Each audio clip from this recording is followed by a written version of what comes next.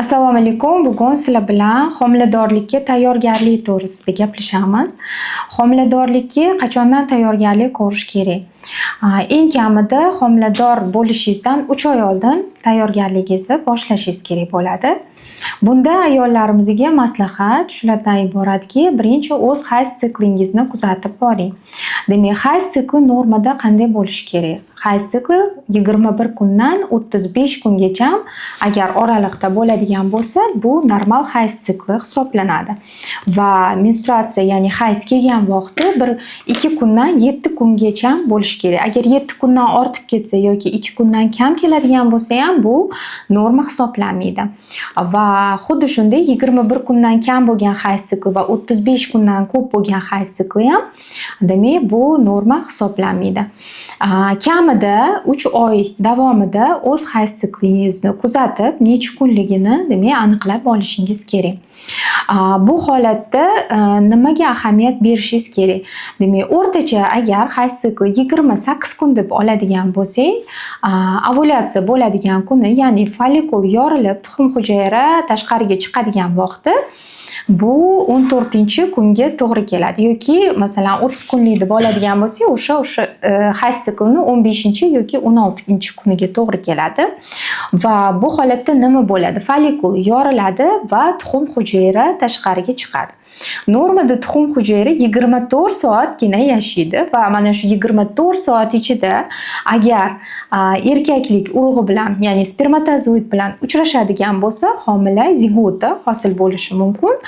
Va bu hali siz homilador bo'ldingiz degani emas, chunki bu zigotani kelib bachadonga joylashgunicha hali vaqt bor. Bachadon naylaridan o'tib, agar bachadonda zigotani kelib implantatsiya bo'lishi uchun chiroyli, ya'ni yaxshi muhit bo'ladigan bo'lsa, ana o'shandagina homila kelib joylashishi mumkin. Agar joy yoqmasa, bu zigota demak implantatsiya bo'lmaydi va tushib ketishi ham mumkin. O'shaning uchun eng asosiy narsa hayz siklingizni kuzatib borish, ovulyatsiya vaqtini taxminan belgilash va mana shu ovulyatsiya vaqtiga yaqin bo'lgan kunlarda jinsiy aloqani, demak, jinsiy aloqaga kirishish kerak bo'ladi.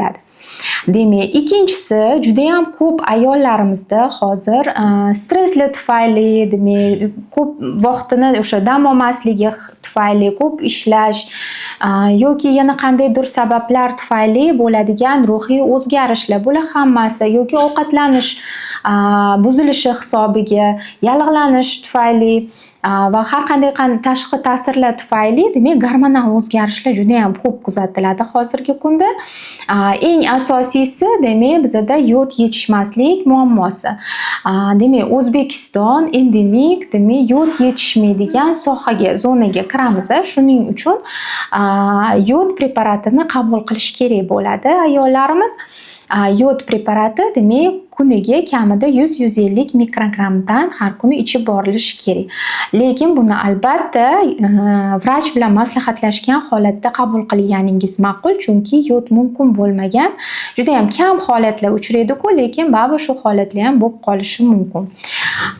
Keyin bu yod yetishmasligi tufayli bu ayollarimizda demak qalqonsimon bez kasalliklari juda ham ko'p uchraydi va qalqonsimon bez gormonlari yetishmovchiligi gipotireoz degan holatlarni olib keladi.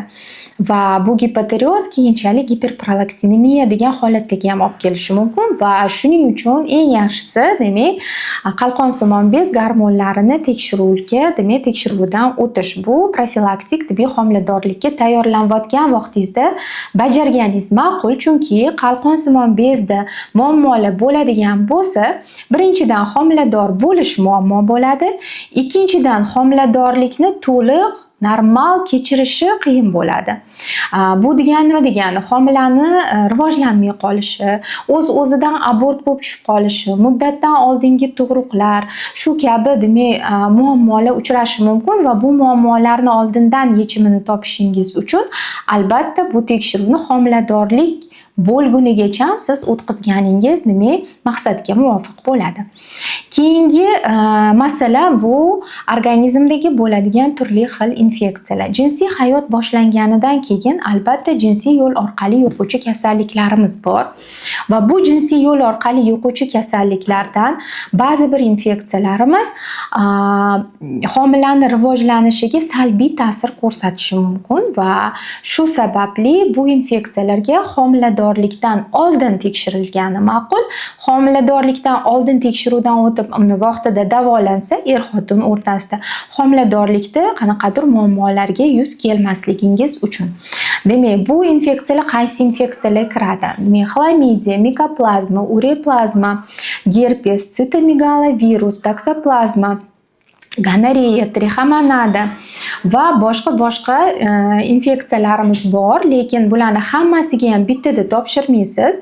Sizdagi bo'lgan o'zgarishlarga ko'ra eng kerakli asosiy demak infeksiyalarga sizga vrach maslahati bo'yicha demak topshirasiz va agar muammo bo'ladigan bo'lsa, buni ham oldindan davolash kerak bo'ladi. Chunki homilador agar bo'lib qoladigan bo'lsangiz ham bu infeksiyalarga topshirganingizda ular baland chiqadigan bo'lsa ham 12 haftagacha virusga qarshi yoki bakteriyalarga qarshi qanaqadir infeksiyaga qarshi biz preparatlarni, ya'ni antibiotiklarni qo'llanmaymiz yoki antivirusli preparatlarni qo'llanmaymiz.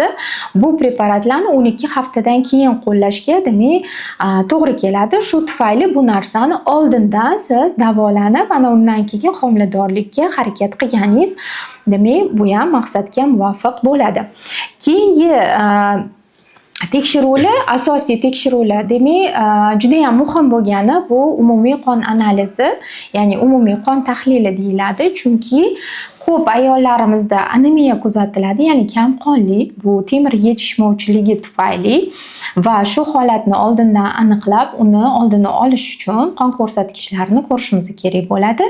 Umumiy qon tahlili va koagulogramma, ya'ni qonning quyuq suyuqligini demak tekshiruvchi analizlardan o'tishlari maqsadga muvofiq. Keyingi demak bizani sizga beradigan maslahatimiz bu ovqatlanish ratsioni. Ovqatlanishni to'g'irlash kerak, chunki ovqat ichak demak hazm qilish sistemasida muammo bo'ladigan bo'lsa va siz yegan demak mahsulotlarda sizga yetarli bo'lgan vitaminlar, mikroelementlar, oqsil, uglevod, yog'lar yetishmaydigan bo'lsa, keyinchalik farzandda ham qandaydir muammolar kelib chiqishi mumkin va shu tufayli turli tuman ovqatlanishga o'tish kerak. Bu degani ko'proq sabzavotlar, ko'proq mevalar va yengil bo'lgan ovqatlarni yeyish kerak. Eng asosiysi demak organizm tanani vaznini o'lchash. Demak, tanani vazni o'rtacha o'zini bo'yiga o'sha yaqin bo'lishi kerak bo'ladi. Bu demak IMT deyiladi.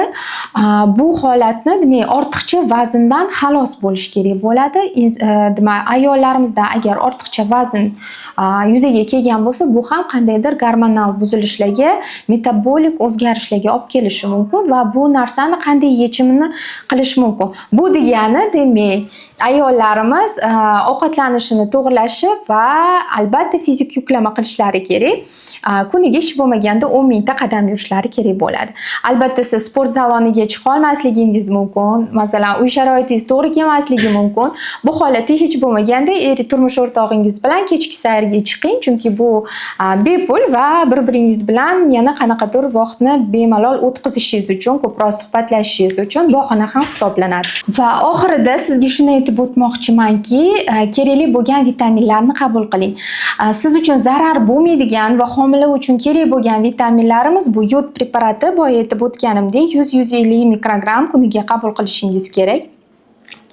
Homilada yuzaga kelishi mumkin bo'lgan qandaydir nuqsonlarni oldini olish uchun, homilaning yaxshi rivojlanishi uchun foliya kislotasini parchalangan shakli metil folat kuniga 400 mikrogramdan qabul qilishingiz kerak albatta va vitamin D 5000 demak единицada birlikda qabul qilishingiz kerak kuniga Bu doimiy, demak homilador bo'lguningizgacha va homilador bo'lgandan keyin ham davom etilishi kerak bo'lgan vitaminlar hisoblanadi. Agar quyidagi aytilganlar bo'yicha sizda savollar yoki muammolar bo'lsa, kommentariyalarda yozib qoldiring. Bu masalalar bo'yicha javoblarini storieslarimdan kuzatib borishingiz mumkin.